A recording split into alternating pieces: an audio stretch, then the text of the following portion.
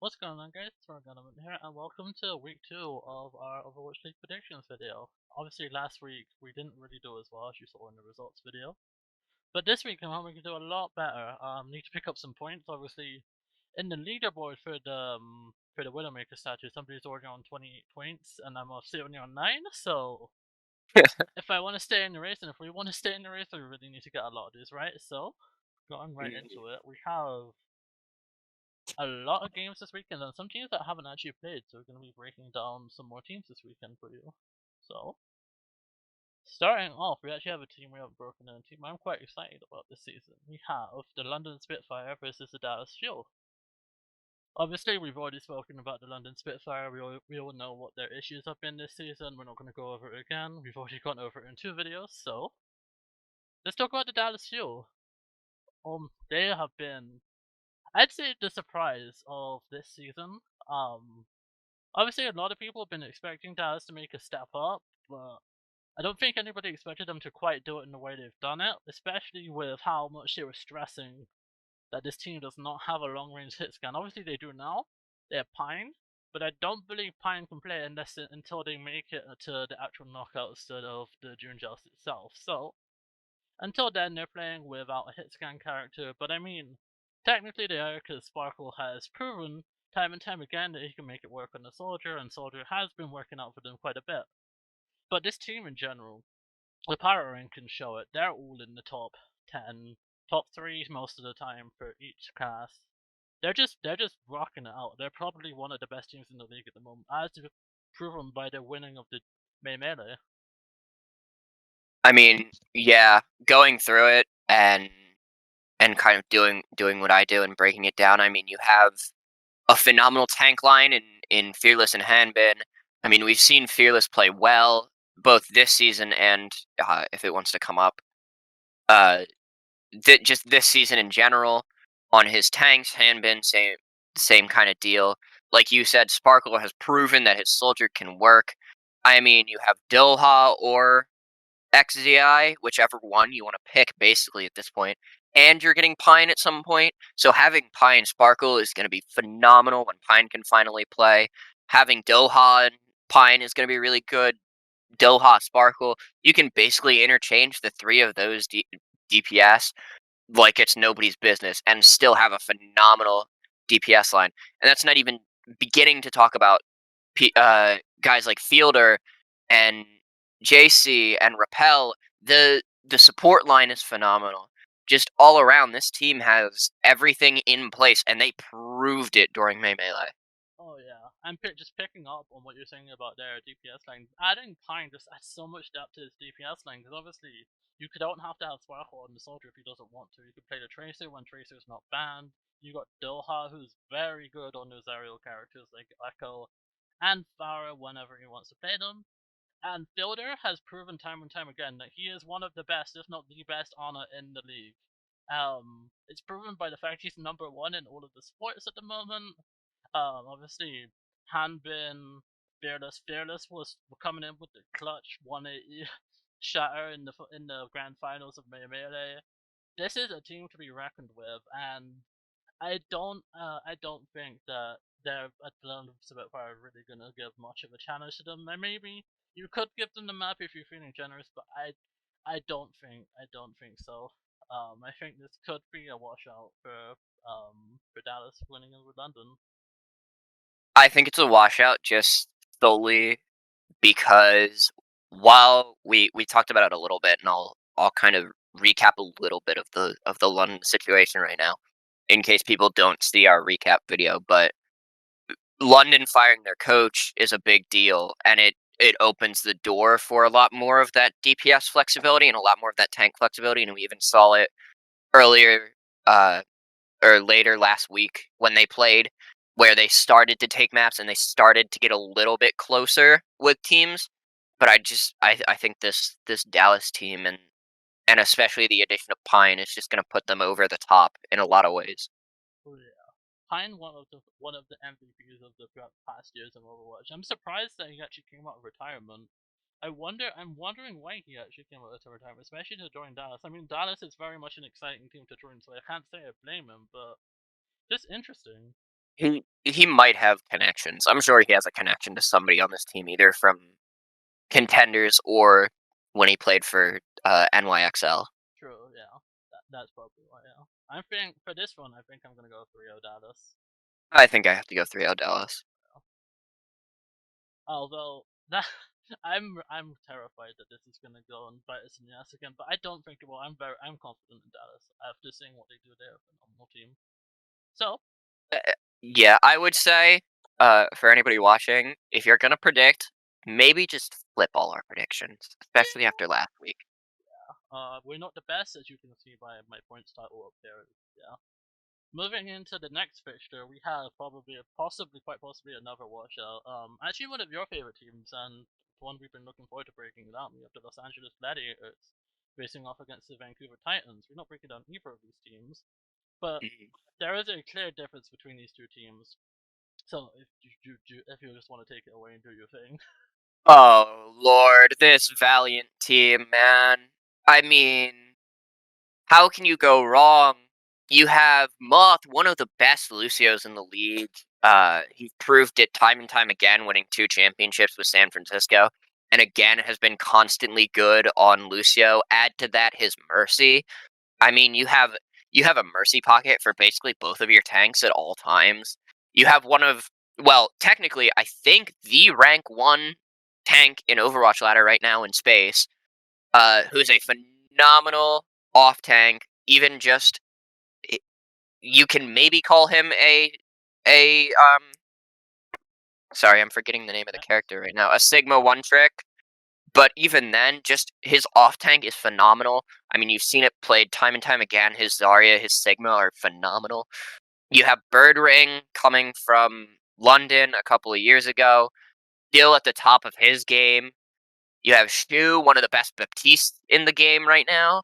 You have Kevster, probably the best Genji in Overwatch League at the moment. And then you have Muse, one of arguably the best on tanks in the league. Add to that, you have Skewed to back up Moth if things go sideways, and you have Mirror to back up Birdring or Kevster.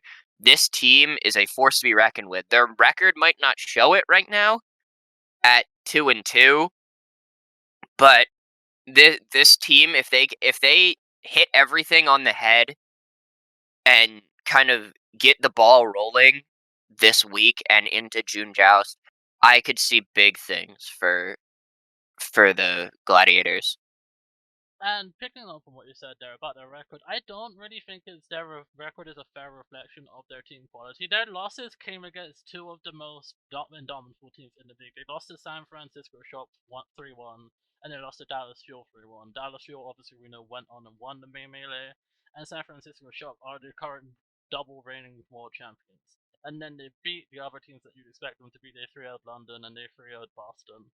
So they can pick up these big wins and they can 3-0 teams that are probably at the bottom of the league and coming up against a team like the Vancouver Titans. You'd expect them to get this 3-0 win, especially given their track record of their 2 wins in week 2. So I like I said, they had a soft schedule week 1. I don't think that it's fair to say that their record is like necessarily bad.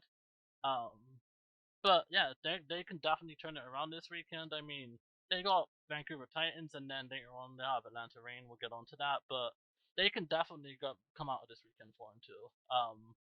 But moving over quickly and talking about this Vancouver Titans team, they haven't. It's fair to say they haven't really hit their stride, wouldn't you say?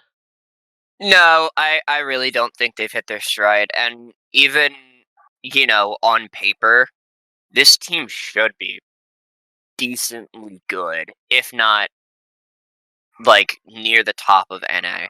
I mean, yes, you have rookies or guys who haven't played last season, like Dalton and Rolf, but I mean, you have Fried Wiener, who's a pretty competent diva and a pretty competent off tank in general, being able to switch between diva and Roadhog, spending most of his time last season on diva. You have uh, you have guys like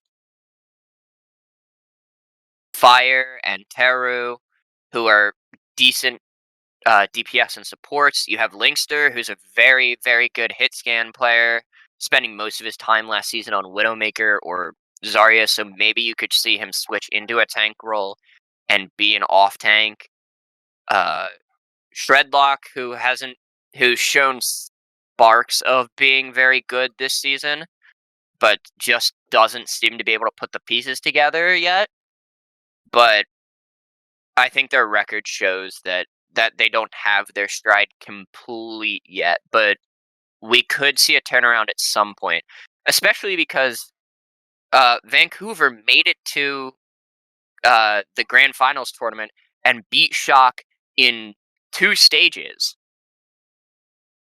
Yeah, I mean they're not a bad team, and this could be another situation like we've said with Paris. They could be just not something might not be clicking with the team yet. Something could be going on with their backroom. We don't know, but they just need to find it and find their form and get it together.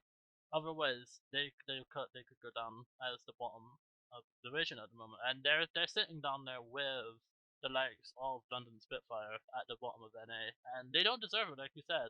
They have the pieces to put it together. They just need to find a way to put it together, and they have the flexibility. Like having that flexibility to have some of your DPS who are able to switch onto a different role is good. That means you don't need to then necessarily spend as much money signing other players that can fill those roles because the players you have can already fill in for those roles.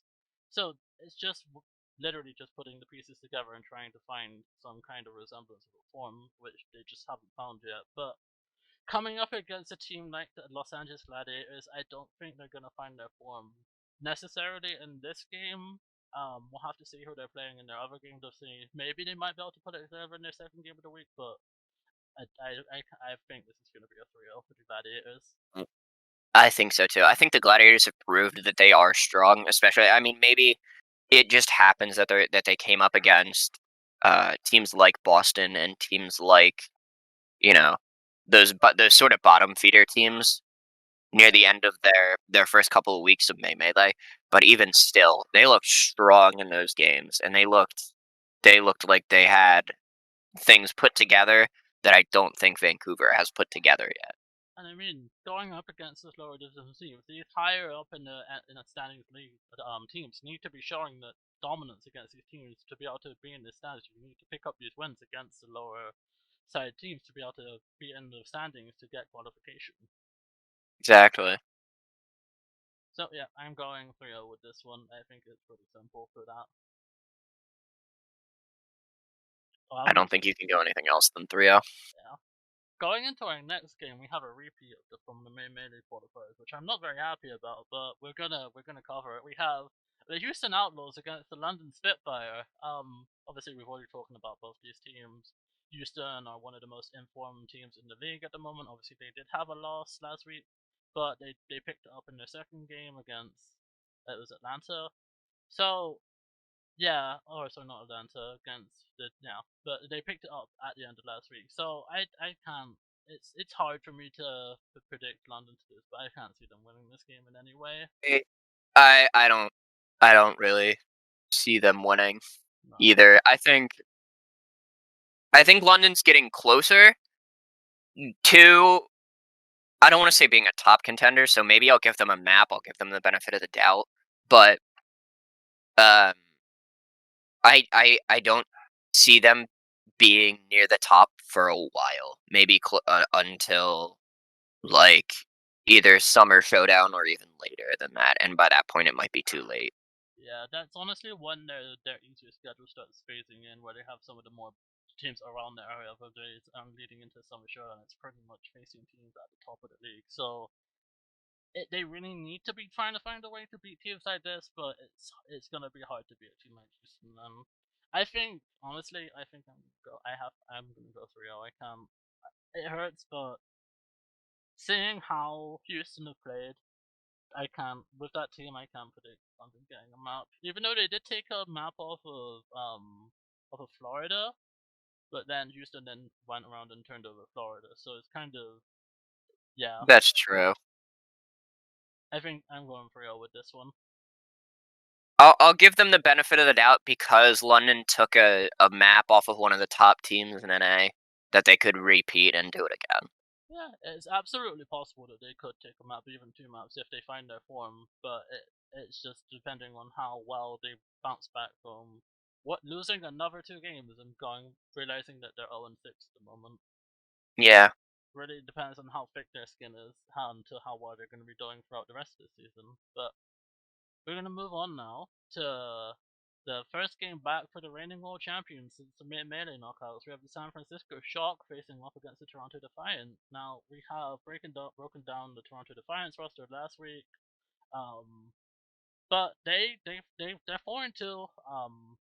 But it's safe to say their wins have come up against pretty much the bottom of NA.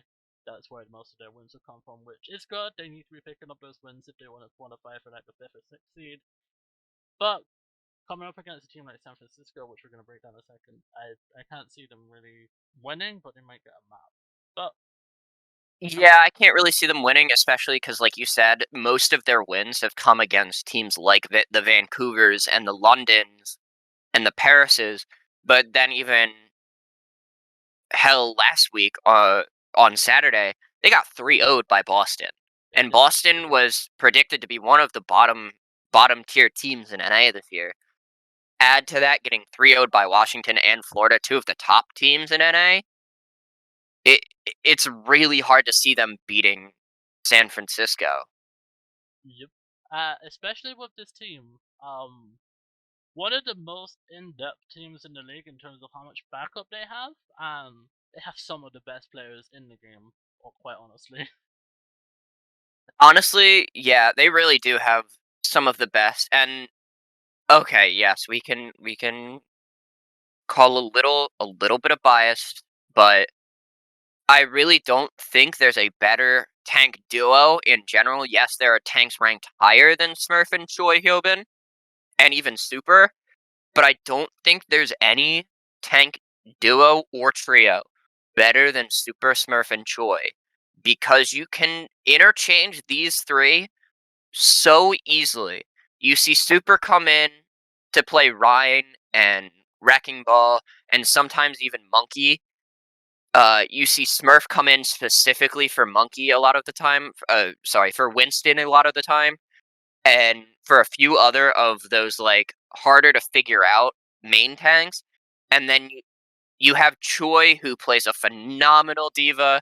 Even then, Super can come back in and play off tank and play a phenomenal Roadhog. I mean, that's what won them grand finals last year. Add to that tank line guys like FD God, again, one of the best Lucios next to probably Moth in the league, and he proved that on Paris, coming sort of breaking away from Paris, who was in a rebuild, and coming to a team that has every piece to win. Just adding that extra off support piece is huge. And then having Violet and the flexibility of Violet being able to switch over like it's nothing to DPS after playing a phenomenal Baptiste. I mean, we saw it in the Melee qualifiers a few times, and even in the knockout game, we saw Violet moved and given the ability to play DPS.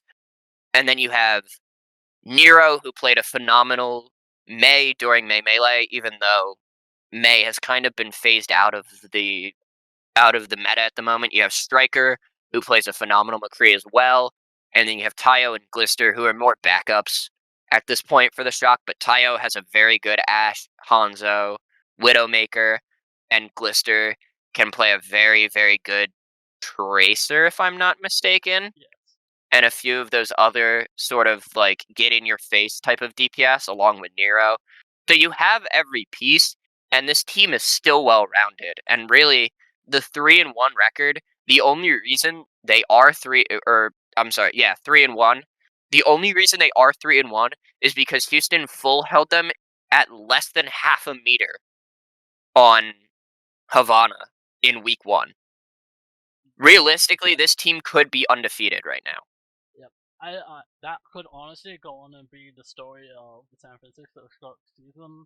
They could go 15-1, and people are gonna remember that they lost that one game by half a meter to the Houston Outlaws, and they could have a really good season, and that will what could go down to find them, and that's what I think they've been fighting to prove. I mean, you saw what they came out and did against the Florida Mayhem. They 3-0'd them the week after losing to Houston. This team very much comes out for blood, especially after going down and losing, or maybe having a game that they're not exactly happy with.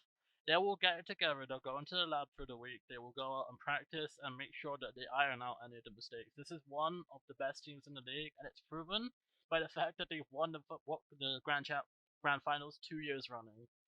I mean, they are the dominant team in the league.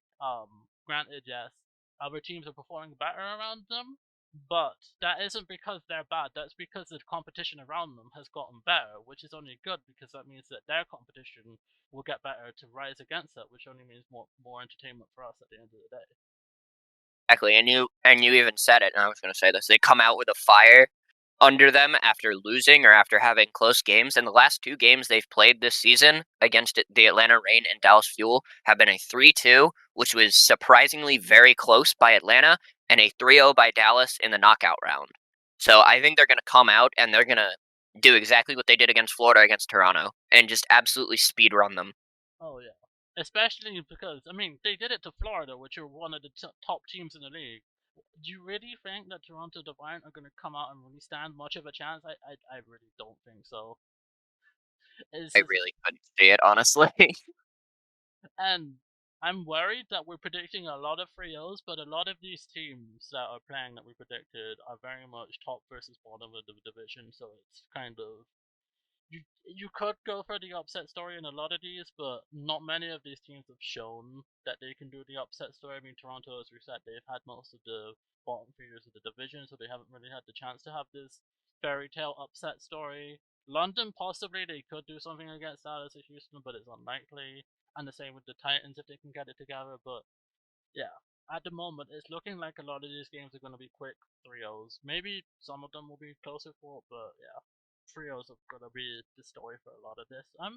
But going into the next game, this could be a lot closer fought than it might seem on paper. I mean, Atlanta Reign, as we've been saying, have been on this massive proving spree that they've been proving that they can compete at the top. And obviously, LA Gladiators have had maybe their 2 wins have come from the 2 easy ones and they've lost against some of the top teams, but these are 2 teams that will go at each other and it will be a very good match to watch. I'll go as far as saying. So, obviously, we've already broken down the Gladiators. So, we'll go over the Atlanta Reign a little bit. They've just been really good this season Yeah. when they get it together. I mean, their DPS line, their tank line, even their support line. It's just they are have all the pieces there, and they're showing that they can turn it around. So Yeah, I feel like this is probably gonna be the best match of the weekend, honestly.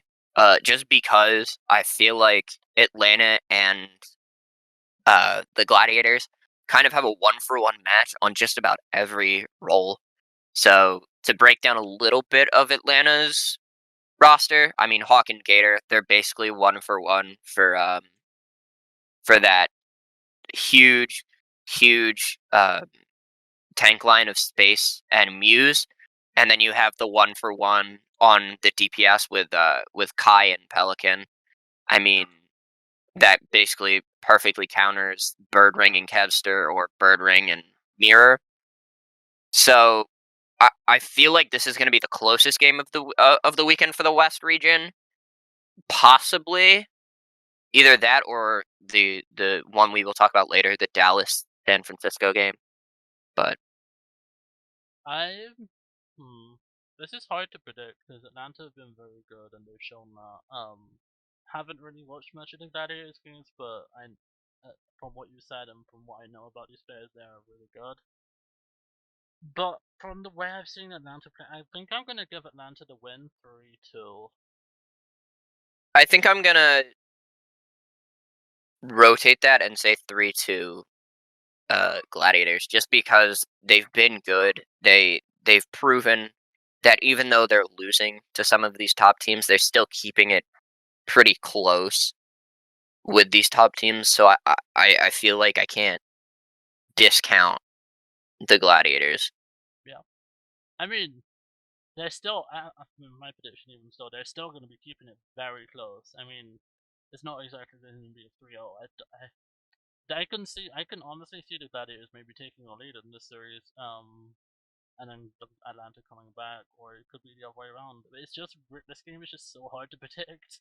Um, and if you get all the points, you're just gonna go completely wrong. I mean, one of us is gonna get this right either way because we both gone either way. So going on to some of the final games in the West region, then we'll go into the APAC region. I know we've done it a little bit different this week, but hey, we thought yeah, it'd be easier to go through all of the West games and then break down all of the other games. So, moving into the first game on Sunday, we have the Toronto Defiant facing the Houston Outlaws, and I've got to feel sorry for the Toronto Defiant. They're very much getting a London schedule this week. Yeah. Yeah, they kind of got the London treatment this week. I mean, I looking at Toronto's past games and breaking it down that way, we've seen them. I was about to say take maps off the top teams, but we haven't even seen them take maps off the top teams.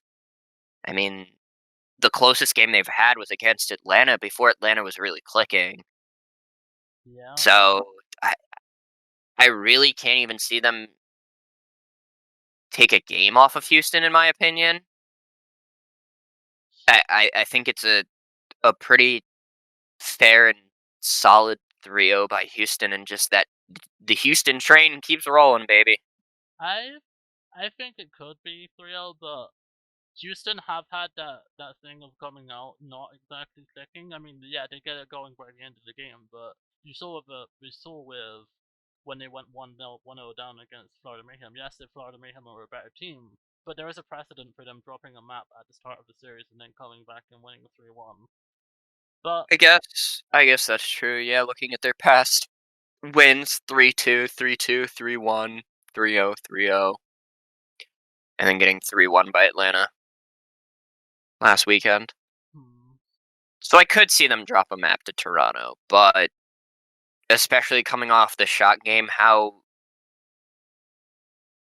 not prepared, but how mentally there will Toronto be? yeah, it just depends on how much of a speed run that shot game is going to be to how well they're going to play. And from what we've said, I'm gonna have to stick with the narrative. I'm gonna go for real. Even though I said they could take a map, sticking with the narrative, they probably will be beaten down if this speed run does happen. So yeah. Yeah, probably. I mean, I'll take your narrative. I'll give them a map. I'll be the outlier. All right. I'll take the risk. Going into the penultimate game of this weekend, we have the Vancouver Titans against the Atlanta Reign. Poor Vancouver. They're. Yeah, I can't see them taking this game at all. As we they said, they really might be in the London. Uh, they might be in the London camp at this point yeah. So because 6-0 or 0-6. I'm sorry. Ugh. So I'm thinking 3-0 Atlanta here. Easy just 3-0. This might even be I'm another speed run. I'm between 3-0, but I want to point out that Vancouver has a precedent of taking at least one round from every team they've played thus far. Week 1, they lost 3-1 to Toronto and Florida, and then week 2, they lost 3-1 to Paris and Washington. So I wouldn't be surprised if maybe if both these teams this week come out sleeping and Vancouver ends up taking a map off of one of them. But even to go back, I don't think the LA Gladiators come out sleeping ever because they're trying to fight and claw their way up near the top of NA where they should be. But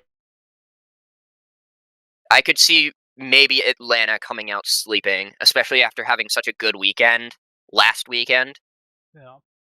I could possibly see 3-1 Uh, just because of precedent. I think given my predictions for this weekend, I think that they're gonna be riding a high after beating the Gladiators. But it would have been a close match, so they're gonna want to prove and make a statement win that yeah, we dropped maps the previous game, but we're gonna still pick up our game against some of these bottom teams. So Right. I feel like they could speed from the Vancouver, but I could equally see your story. I could equally see Atlanta coming out sleeping and Vancouver sneaking in the map. So it could go either way, really. Mhm. All right. So I think this is the game everybody is waiting for, and I think they probably scheduled this last for a reason. But we have the Dallas Fuel taking on the San Francisco Shock, two of the most informed teams in the league, two of probably the best teams in the league at the moment. This could either be a 3-0 or this could easily be a 3-2 as well. It just depends on how Dallas are feeling coming off of that win in the melee, if they can then turn that into wins within the qualifiers, which it easily could do, and how much of a point San Francisco Shock are coming out to prove after not qualifying at all for the actual main tournament itself and losing to Dallas in the process of going in the qualifiers for the NA region. So it it just depends, like It, I said, how much of a point. yeah, it could go either way, but I really think, um, especially because I think San Francisco uh is gonna switch and play Houston at some point again later this year. Maybe even like next week. But I think the Shock are gonna be out for revenge this week. And I think that's gonna be a big story that comes out during the this last Sunday. Um, is gonna be, can the Shock redeem themselves and prove that the Dallas loss was a fluke? And I really think they can. Oh yeah, easily. It's I but it's gonna be close. Yeah, I think I give Dallas a map, maybe two. I give them 2. I'm gonna give them 2 just because they're they've been phenomenal. They've been on fire recently. I, And I think, um, we said it last week, and I'll say it again because we're breaking down both of these teams, but I feel like the Reinhardt ban, is going to affect one of these teams a lot more than the other, yeah. and I feel like maybe even the Tracer ban is going to affect one of these teams a lot more than the other. Uh, yeah, yeah, But that for sure. I'm gonna mirror you. I'm gonna go 3-2, San Fran. I don't think I can bet against a team that can go out and prove a point and the team that have won Grand 2 years running. yeah, I think it's going to come down to, can the Shock adapt to possibly moving Super over to an off tank instead of a main tank, and can they adapt to losing their Tracer? I mean, you have the same story with the Dallas in terms of losing the Tracer. I mean, yeah, Sparkle can play the Soldier, but Soldier isn't going to be very. It's Soldier's situational whether or not they're running a character like Bar or Echo, which yes Echo has been very much the DPS to go to for most teams, but it's We yeah, haven't seen much of Shock Echo yeah. this year because, like previously stated, Nero has been playing a lot of May and a lot of Tracer, and players like uh sorry, my words are escaping me at the moment. But players like Striker and like Violet and like Glister and like Tayo have been playing Hitscan instead of playing characters like Echo or, Or, yeah, so yeah, it just depends on how what Sparkle can adapt over to. Because I don't think we've seen him on the Echo, which could be quite good. But that Tracer loss is huge for them. I feel like. yeah, So yeah, those are all of our predictions for the NA region for week 2 of the June Joust. Feel free to do the opposite to this, and you'll probably get max points if we're being honest. probably, probably. So moving into the first game of the APAC region this coming week, we have the Shanghai Dragons against the Los Angeles Valiant. Now, we have the pleasure of breaking down the Los Angeles Valiant because we haven't actually spoken about them yet. So, Is it a pleasure? Is it ah, really? okay, okay. I know this is usually your But thing, but like I'm just gonna point this out. Crystal has been really good, and he is very much in a team that does not give him the justice that he deserves. In the games, yes, they've lost 3-0 in most, if not all, of their games. I'm pretty sure it's all of their games, but Crystal, Silver 3, um, have been pretty much the standouts for this team, which otherwise hasn't been clicking. And as we all know, they have very bad management issues. Like this is one of the worst managed teams in probably Overwatch League history. So yeah, right, and because we haven't really talked about the LA Valiant because we started this series much later than we probably should have, honestly. But the problem with the Valiant is they have cut their whole team from last season, which wasn't actually too awful, if I remember correctly. But they cut their whole team from last season, basically completely moved to China and signed essentially all Chinese players for this season. And I remember there were rumors of possibly for every season to come from here on out, they may be playing in China, but that might not happen. But like you said, I mean, Crystal isn't awful. Last season, spending most of his time on Brig, which I assume they moved him from a support to a DPS, but he has the Widow, he has the Hanzo, and Genji are his three supports, or sorry, his three DPS. So we could see him being the hit scan and the sniper for this team, which I'm sure he has been most of the season. Silver 3, like you said, also is a standout. He's a fairly decent tank from what I've seen. I haven't had much pleasure of watching LA Valiant games because they're on a bit too early for me. But just this team is a lot of unknowns right now, and their record kind of proves that at 0-4 and with a -11 map differential. So maybe we see a turnaround, but it's very unlikely, especially against a team like Shanghai.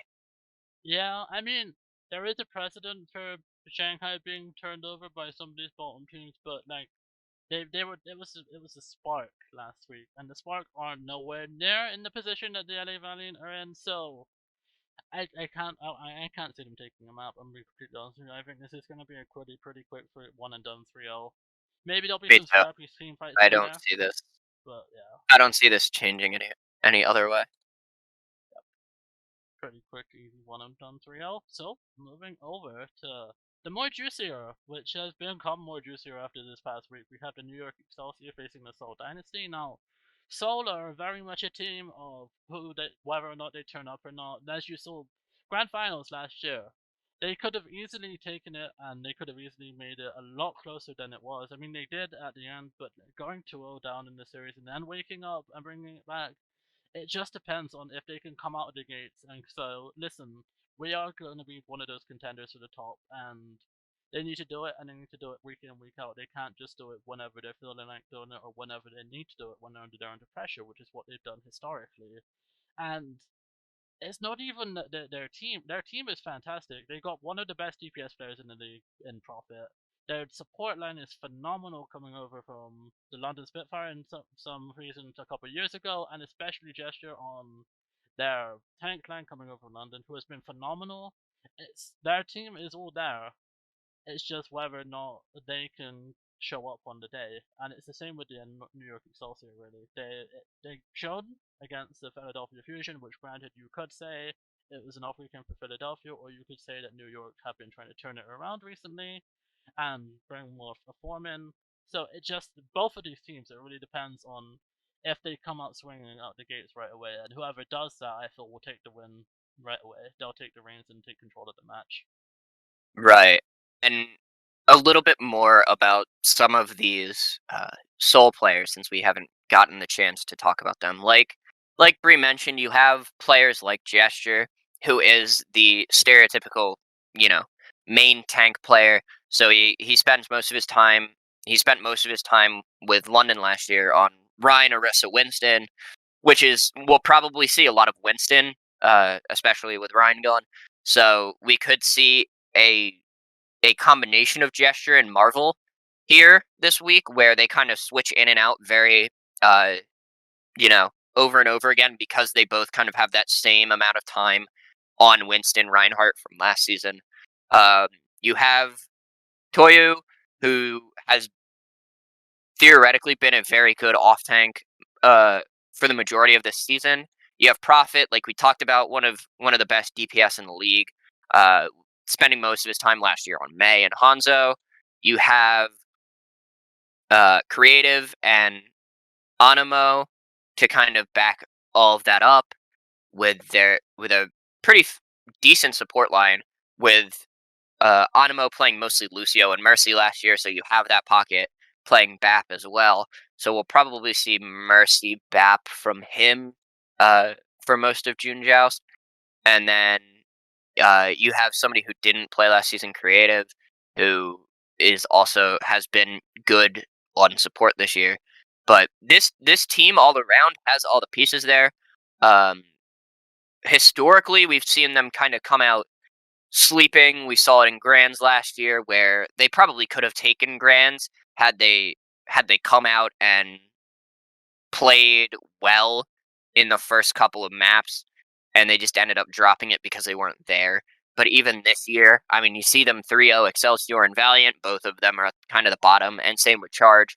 But then you see them losing to teams like Philadelphia and Chengdu, the two sort of higher ranked teams in APAC this year. So it could go either way, especially because, like we said, New York proved themselves uh, last weekend in in their big wins overall. Uh, but realistically, I think you have to put your money on Seoul here, just because historically they've been much better than New York Excelsior. Yes. Seoul have been like the mainstay of APAC division, taking pretty much competing for the top two for the longest time until you have the teams like the Philadelphia Fusion moving over this season. So I feel like they're gonna be out to prove that because I believe they got fourth seed going into the main melee. I feel like they're gonna be wanting to go for that one or first or second seed going into the June Joust qualifiers, and they need to start off here with a big win. But I don't think it's gonna be a 3-0 honestly. I think this could be a three. I think this could be a 3-1. New York I, is I, yeah, I'm between 3-1 and 3-2 right now. New York have been a team where if they go down, they tend not to bring it back in the same way. They haven't really reverse swept. If they've taken a map, but they've never really taken a second map from what I remember. So I think I'm gonna go 3-1 Soul here. Yeah, I'll go 3-1. I think. All right. Now moving over to another Valiant game, we have the New York Excelsior, who have arguably an easier game now against Los Angeles Valiant. So we've broken down both of these teams. Obviously, like we said, we all know the issues with the LA Valiant and the New York Excelsior have been turning this around. I'm just gonna make this quick and easy. I'm gonna go 3-0 to New York Excelsior. Yeah, I think you have to go 3-0 to Excelsior. I mean, I could break a little bit of it down for people who maybe haven't seen last week or even our recap, but just the idea that Jonak is finally showing out, the idea that Bianca is finally showing out, Yakpung is finally showing out, Friday is showing out, Flora is showing out. Basically, their whole team is finally showing out after a week of, even a month in general of May Melee qualifiers, where people thought maybe we shouldn't have been so high on this team as we were, that now they're kind of turning it around and showing that they can compete with the rest of APAC is kind of scary. And the Valiant are, well, the Valiant. Yeah, pretty easy. Possibly a speed run, though Valiant could get a couple of checkpoints. I don't see them getting a map though.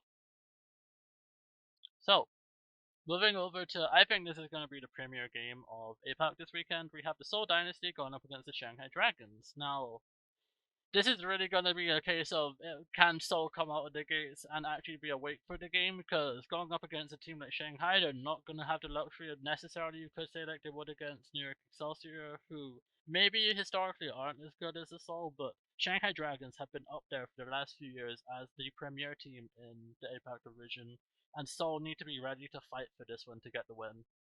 Yeah. I I think, like you said, it's gonna come down to is Seoul ready for the Shanghai Dragons? Are they going to be ready from point A to point C without thinking one way or the other, we could lose this or we could win this? Yeah. I think this will be close though. Obviously Seoul have had that history of coming back from going 2-0 down, so I think this will be a 3-2. It's just which one you want to give it to, really. Yeah, I mean, I Hmm. I think I have to give it to Shanghai just because I think Shanghai has proven themselves over the past couple of weeks, especially.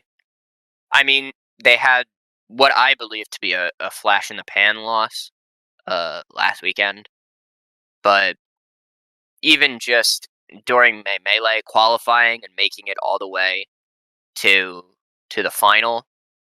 I mean, you see dominant wins in May against the Charge, against the Spark, against the Excelsior, against Philadelphia, and then again against Florida, twice against Florida. Uh, it it's hard to bet against them, and I think that the loss to the Spark last weekend might have just been a fluke loss for the Shanghai Dragons. See, I think I'm gonna marry you, but do the opposite because I feel like the Seoul Dynasty are gonna be coming out this weekend trying to prove that they're gonna be going for those top two spots for qualification. But I could easily see, like you said, it going your way to the Shanghai Dragons, especially after that loss last week. They could come out and they could dominate. Yeah, it's really down to this game is in Seoul's hands. If they want to win it, they can. They have the tools to do it.